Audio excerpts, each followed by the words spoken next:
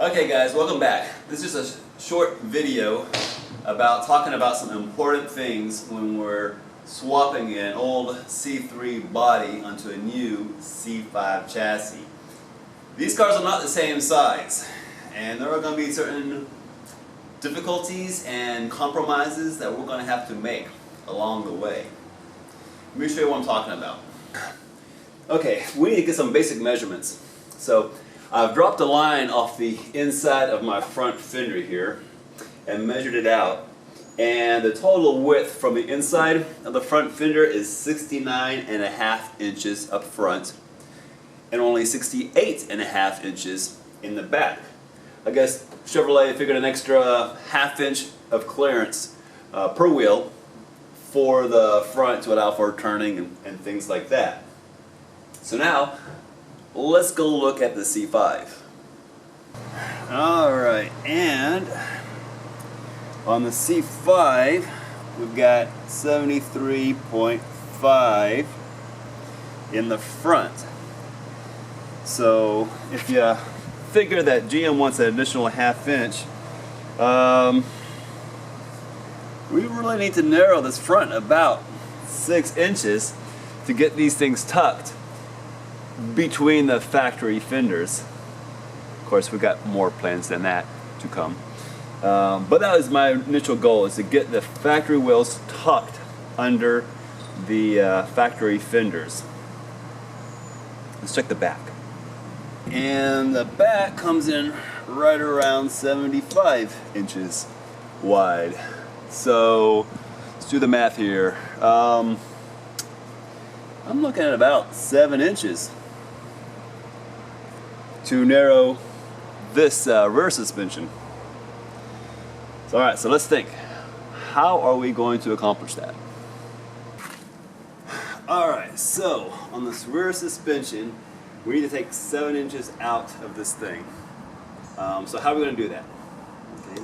Well, one, we've got to leave these 4 mounting bolts that go to the cradle in place. We can't mess with those, you know, because these mounting bolts is what locates these upper A-arms in the proper relationship to the bottom. So they're going to stay there. So we're going to take this apart. We're going to chop 7 inches out of the middle of this aluminum frame, weld it back together. We'll take 7 inches out the back there, and then we'll just kind of squish everything together. Now when we do that, these half shafts aren't going to fit anymore. So we're going to send these things out and have 3.5 inches cut off the half shafts and have them re-splined to fit our new shorter suspension. Also, these fiberglass leaf springs, I should say, they're not leaf springs, they're just fiberglass springs, aren't going to work anymore. So instead of going to coilovers, what I plan to do is just cut 3.5 inches off the end and then move this steel bracket over on them. And that should relocate them properly with that lower A-arm. Other issues? Well, the biggest issue is the height of these frame rails. These frame rails are quite a bit higher and quite a bit more, well, they're not a whole lot higher, but they're definitely more pinched than the original frame rails on the C3 next to me. Okay, so you can see that on the C3 frame rail, it's fairly close to these tires here. When you look inside the rear compartment on a Corvette, the fiberglass is kind of layered over the side, and then it goes across for the floor. That floor is just above the rear end, the third member here, and extends pretty much to this gas tank here. The package tray flops down and rests on this shelf right here. So you have this little space underneath here to store stuff, where I usually put the T-tops. On the C5 frame, you can see they are quite a bit toward the inside. I might lose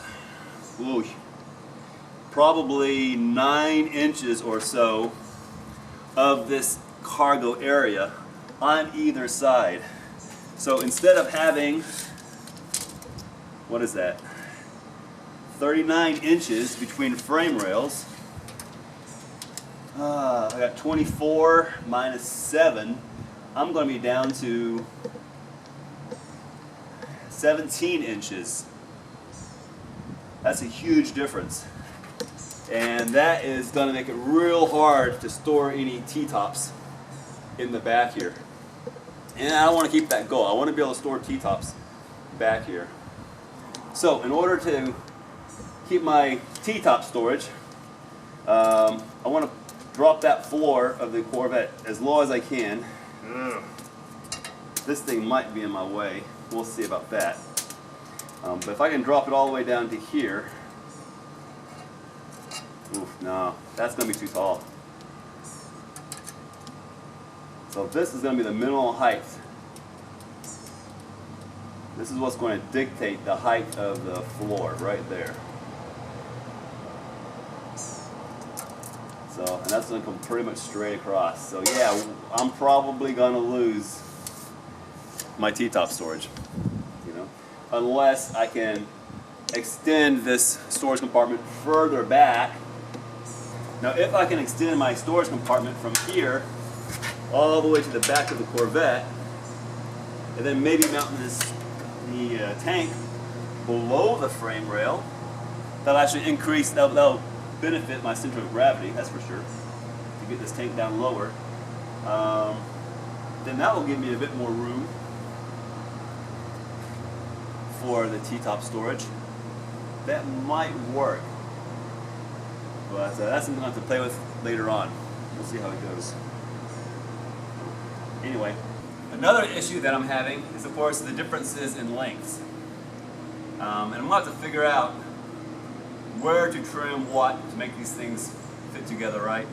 My initial measurements show that this C5 is 6.5 inches longer than the C3. So I need to cut 6.5 inches out of this torque tube somewhere. Where to cut it, I'm not sure yet. I might cut it around the shifter, because this shifter will likely have to be repositioned anyway. So I'm going to just chop it there. I don't have to worry about smoothing off the grinding marks.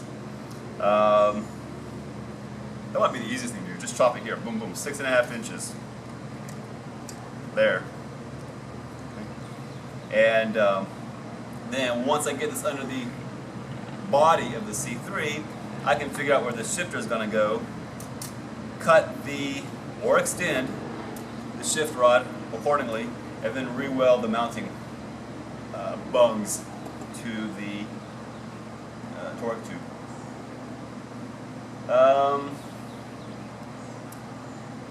Front suspension issues.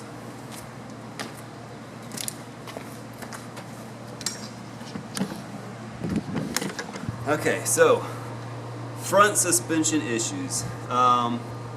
Measurements show me that I need to cut 6 inches out of this chassis. So again, we're going to start down here with the aluminum cradle.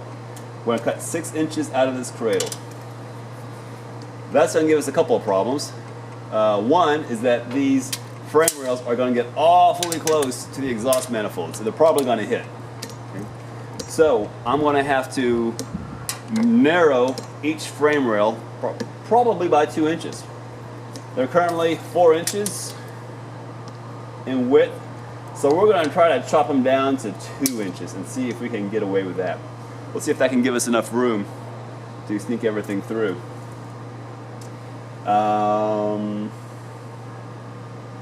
Other issues, when we take 6 inches out of this suspension width, our factory rack and pinion steering unit is going to be too long.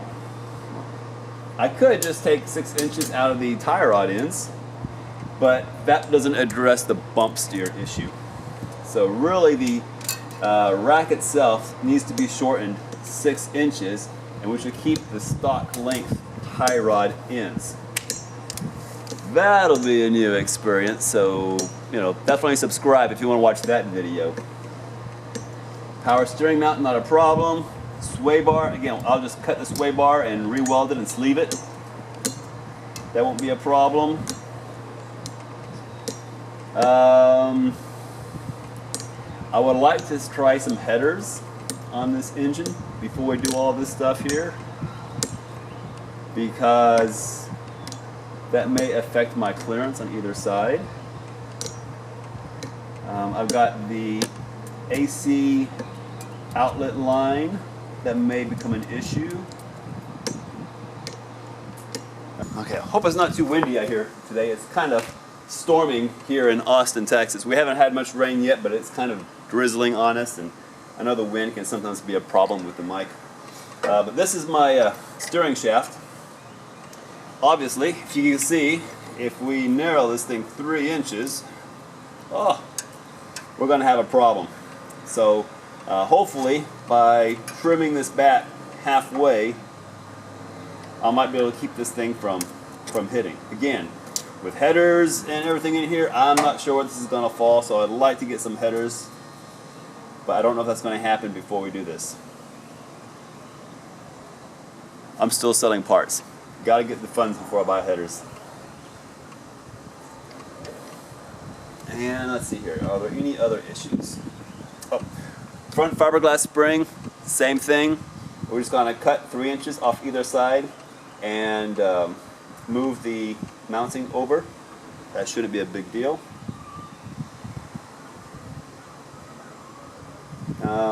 One thing I have played around with that I'm not sure yet is wondering what would happen if I did replace this upper frame, this 4x8 frame rail here with a thinner, more cute 2x4 frame rail. I might be able to place the frame rail underneath these control arms to pull it farther away from the headers, and then just have kind of like a body mounting bracket or something to tie it in to the tied into the what do you call it, the aluminum cradle. So I might do something like that later on. So like I said, if you see me cutting and then later replacing it with a 2x4, I knew up front that was a possibility. But anyway, I'm starting to get wet out here. It's raining more and more, so I'm gonna call it a day for this video. So just wanted to let you know what's going on. I've got some steel ordered. It should be here next week, and let's build something. Thanks for watching.